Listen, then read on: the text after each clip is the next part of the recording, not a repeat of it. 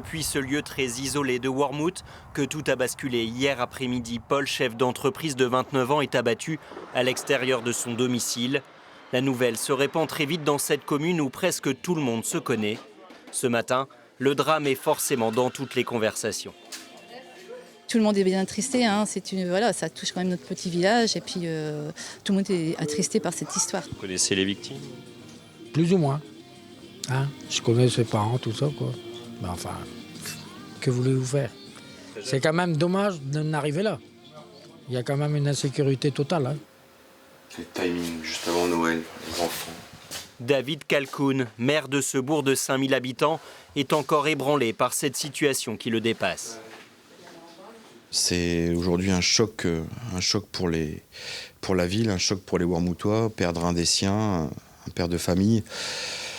On ne comprend pas la situation. Madame la procureure a exposé les faits et on est vraiment dans l'émotion et dans l'incompréhension. Même sentiment de deuil à Dunkerque pour les collègues des deux agents de sécurité, Aurélien et Marc, tués quelques minutes plus tard alors qu'ils étaient en patrouille sur la zone portuaire de Dunkerque.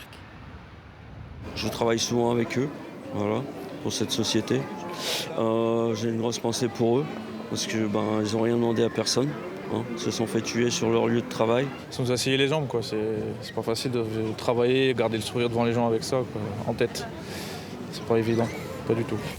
Une émotion tout aussi vive à proximité d'un camp de réfugiés de Lone-Plage. Des roses déposées là où 2 Iraniens sont également tombés, dernières victimes de cette tuerie, semant colère et peur. Personne ne prend soin de nous, personne. 2 réfugiés en route vers un terrain vague rencontrent un gars avec une arme et les tuent. Pourquoi? Vous êtes humains, nous aussi. On a la même couleur de sang. Pourquoi? Les hommages se multiplient pour les 5 victimes de cette triste journée de samedi, avec pour tous leurs proches une attente de réponse sur des actes inexplicables.